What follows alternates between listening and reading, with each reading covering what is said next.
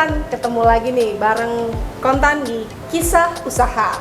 Kali ini saya berada di Ebelimet, sebuah studio resin art milik Alicia Belinda di daerah Bekasi. Nah, kita pengen tahu nih, lagi resin art lagi booming banget belakangan ini, 2 tahun terakhir di Indonesia. Nah, salah satunya ada di daerah Bekasi ini, resin artisnya. Kita akan ngobrol-ngobrol seberapa besar peluang usaha di bisnis ini. Nah, boleh ngobrol-ngobrol sebentar, Mbak? Boleh banget, boleh. Di mana nih kita mau ngobrol di dalam aja kali ya, Kak ya? Siap, kita ke Oke, dalam aja ya. baik. Yuk.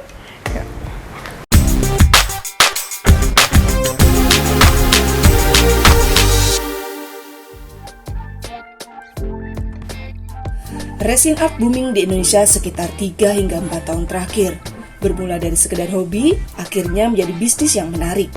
Salah satu seniman resin yang menekuni bidang ini dan menjadikannya ladang bisnis adalah Alicia Belinda. Nah, saya sudah bareng Alicia Belinda nih, pemilik dari Ebelimet ya? Iya, Ebelimet. Ebelimet. Nah, ini karyanya nih, salah satu karyanya yang luar biasa dan juga kecil-kecil juga ya. Jadi dari yang Betul. kecil sampai yang besar. Sampai yang besar, Oke. mengikuti request ya. Request dari, ya. Oke. pembeli. Nah, sebelum lebih jauh kita ngobrol, kita pengen tanya dulu nih, Alicia sendiri, Alicia aku panggilnya ya? Iya, Elis. Elis itu sudah sebenarnya tertarik ke resin art tuh sejak kapan sih sebenarnya? Tertarik dengan resin art tuh udah dari tahun 2020, Mbak. 2020. Kemudian belajar sendiri atau gimana? Aku waktu itu melihat di YouTube dan juga di Instagram seperti itu ya. Habis itu belajar sendiri sih. Oke. Jadi bener-bener nggak ikut course ya, nggak boleh kursus gitu, nggak ikut ya? Ini. Saya dulu tuh belum begitu banyak course resin ya. Jadi kebanyakan learning dari mistake yang dibuat. Kayak kita waktu itu aku beli resin, terus banyak gagalnya banyak. Tapi dari situ aku jadi belajar. Jadi proses belajar sendiri itu jadi tahu ya lama-lama. Iya, Ya. 2020 ya? 2020. Belajarnya itu. Nah, kemudian boleh tahu nih sebelumnya sudah kemana aja nih karya-karyanya Alicia nih? Oh, untuk karya aku itu kebanyakan di dalam negeri sih. Untuk sebagian besar ya kayak di Jabodetabek, terus juga di Medan, pernah juga ke Kalimantan. Untuk ke luar negeri paling pernah ke Vietnam waktu itu. Vietnam pernah dikirim juga ya. Nah, jadi pemirsa dalam resin art ini jadi ada barang yang seni seperti di belakang saya ini, ada wall art, ada juga yang fungsional ya. Iya. Ada yang tadi saya lihat di bawah juga bikin coaster, terus Ya. apa lagi nih bentuk-bentuk yang lain, apa nih yang bentuk fungsionalnya apa aja? Fungsionalnya ya, kalau fungsional tuh yang coaster seperti ini. Terus juga ini sebenarnya salah satu yang fungsional juga sih ya, Mbak ya. Soalnya dia bisa dipakai Ini untuk coaster ya? yang ini coaster. Ini bisa buat tatakan gelas. Kalau yang ini bisa buat cincin atau juga anting kayak gitu sih. Menghias di meja rias lah ya. Iya benar. Biasa kan Jadi kalau bisa cewek-cewek buat suka yang suka bling-bling. lupa naruhnya kan. Iya, kamar benar. mandi naruh cincin sembarangan tuh gitu. Betul, ya. Nah, betul. gitu. Jadi macam-macam ya. Jadi macam-macam. dari yang untuk dekoratif maupun fungsional bisa. Betul. Bahkan bisa mengkombin dua-duanya jadi fungsional dekoratif ya. Iya, betul. Ini juga salah satunya. Ini bisa buat taruh beauty blender atau juga kayak perintilan yang kecil-kecil gitu sih, Kak. Kebetulan Alicia ini juga demen ini ya, merias Merias wajah. wajah. Dia seorang ini juga apa namanya makeup art ya, Ya, makeup art makeup juga art, gitu. Nah, Alicia lihat bagaimana sih sebenarnya kamu melihat potensi bisnis dari ini kan sesuatu yang hobi dulu ya, aku pikir ya. Iya, betul. Itu kan Awalnya jadi hobi, kan? ya awalnya Oke. hobi. Dan akhirnya jadi cuan. Jadi cuan. Bagaimana melihat ke depannya nanti, melihat bahwa belakang dari proses kamu lah 2020 Iya, gitu. Seperti apa sih sebenarnya? Untuk itu sih aku ngelihat bahwa resin art ini tuh punya potensi yang cukup besar ya. Karena nggak sedikit orang tuh yang suka dengan seni. Jadi pasti ada aja orang-orang yang menyukai seni-seni resin art, khususnya sesuatu yang berwarna dan juga ada keseniannya gitu. Jadi lumayan sih, Kak, kalau yang penting kita ketemu sama segmennya dulu, ketemu sama orang-orang yang tepat gitu. Nah, flashback lagi nih, proses belajarnya, kemudian baru 2 tahun kamu udah istilahnya dari senang dulu. Nah, jadi catatan ya, senang dulu. Senang dulu. Ternyata dari belajar bisa belajar otodidak dan selama berlatih menemukan kegagalan dan kesalahan, Betul. akhirnya komersil ya gitu. Iya. Dulu benar-benar nggak kepikiran sama sekali, Mbak. Oke. Nggak kepikiran sama sekali bahwa aku akan menjual. Waktu itu cuma kayak bikin story, ternyata banyak yang nanya nih, ini apa sih gitu. Terus ya udah akhirnya ada yang mau beli gitu.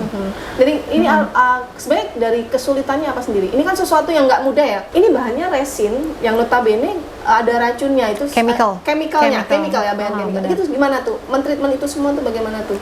Untuk memulai resin ini aku sih mempelajari safety-nya dulu. Safety-nya dulu karena safety itu kan penting banget ya. Dan ternyata banyak juga resin artis yang di luar negeri itu tuh mengalami sakit kayak cancer lungs kayak gitu karena mereka tidak memperhatikan safety-nya. Nah, jadi dari situ aku belajar juga kalau kita bermain dengan resin itu penting banget ya, Mbak ya, untuk pakai masker, terus juga Bukan masker biasa juga ya, boleh Ya, bukan masker kain betul, ya. Tadi betul. ada alatnya ya. betul. Yang khusus tadi ya. itu. Terus juga sarung tangan yang silikon atau juga yang biasa. Itu tuh penting banget. Soalnya dia bisa menyerap ke kulit juga, Mbak.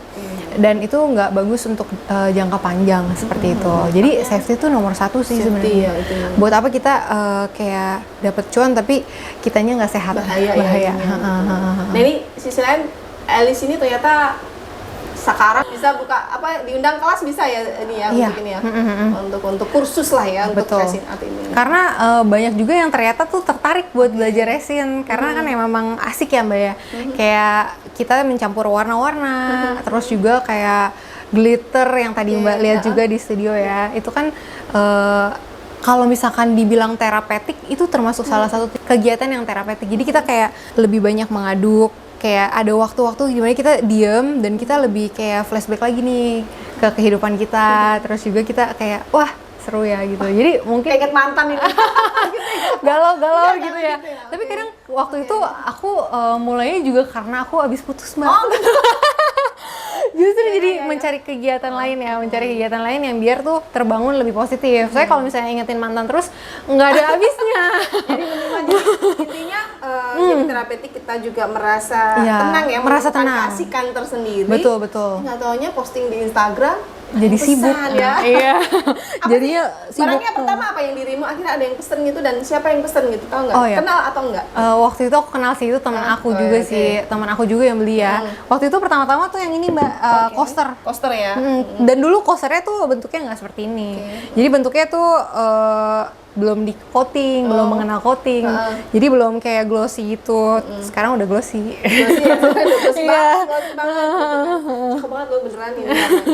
Terima kasih. Jadi ini prosesnya memang dari posting di Instagram, orang terdekat Posting di dulu yang Instagram. pesan, sampai akhirnya orang nggak dikenal ya. Iya, betul. Akhirnya di e-commerce ada juga. E-commerce. Aku sih kebanyakan justru dari Shopee itu. Jadi memang kita nggak bisa hanya mengandalkan di satu kanal distribusi aja ya di Instagram, tapi juga di e-commerce juga lain. ya, Nah, maksimalnya. Nah ini dari kesulitan tadi adalah safety-nya ya, jadi kita memperhatikan itu. Ada lagi sisi yang lain nggak? Sekarang pemain banyak nih, gimana nih? Apa yang dilakukan ketika pemain banyak? Artinya kan memang di Indonesia baru dimulai ya. Oke. Ini kan trennya baru dimulai, maksudnya baru 2 tahun lah ya, baru 2 tahun 3 tahun terakhir itu.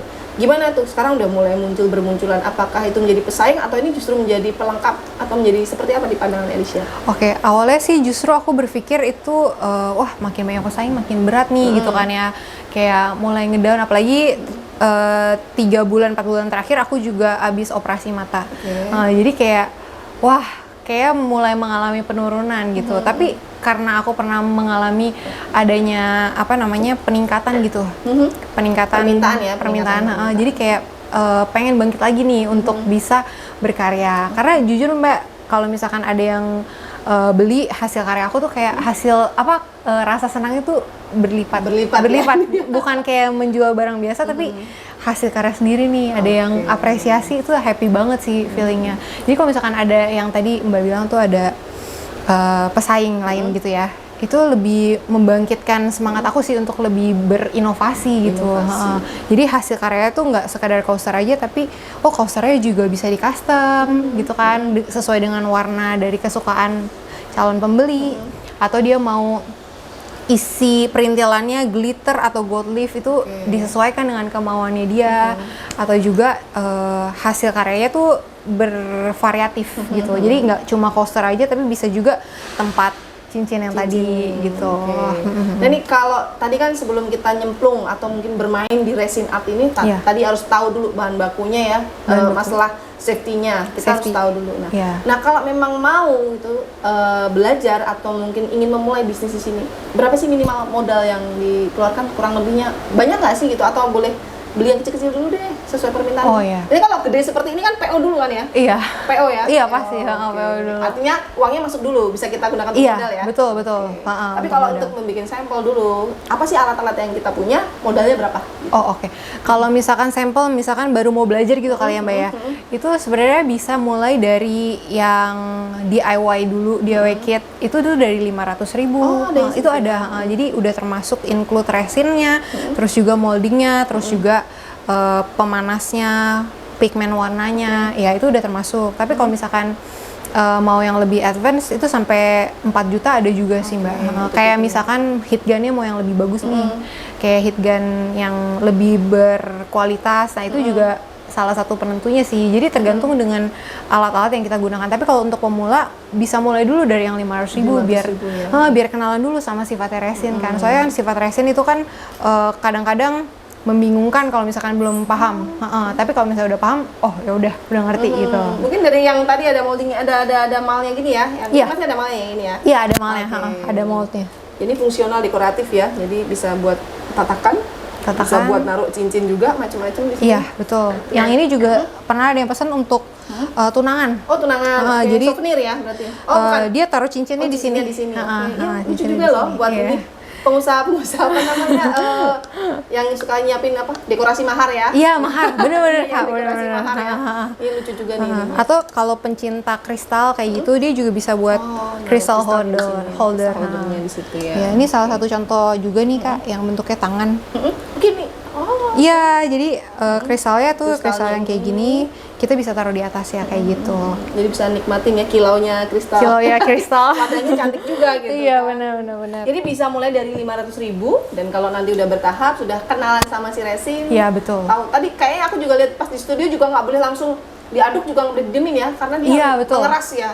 Betul. Kayak dia ada waktunya. Ada waktunya untuk ini, nggak bisa ditinggal gitu. Jadi kalau udah campur jadi Alis tuh udah ngaduk, saya harus ngecat dulu ya Mbak ya gitu. Karena masih kering ya. Iya, betul.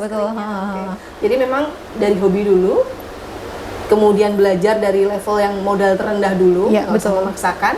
Posting dulu, manfaatkan media sosial, Instagram, e-commerce, itu kan juga murah ya ini ya. Iya, betul. Justru gratis ya Mbak ya. Justru gratis di situ. Rajin bikin konten, isi-isi konten ya, biar tahu produk kita semakin diketahui. Jadi tidak hanya produknya, tapi juga proses pembuatannya kita sekarang lagi gitu ya prosesnya ya. Dan bahkan storytelling ya. Storytelling itu penting banget gitu. Jadi belajar dari Alicia ternyata dari sekedar melepaskan kenangan mantan. Dari situ jadinya cuan, kemudian dari proses yang kecil dia bisa bikin karya sebesar ini. Ini udah dihargain berapa ya Alicia yang ini? Yang ini 15 juta. Ini 15 juta ya. Boleh saya pakai kristal asli juga. Yang ini ada kristal aslinya juga ya. Baik, Sobat Kontan, ini dia obrolan saya dengan Alicia Belinda yang mau nge-follow IG-nya di Ebelimate. Iya, Ebelimate. Oke, langsung aja nge-follow, cek-cek, langsung lihat karyanya seperti apa.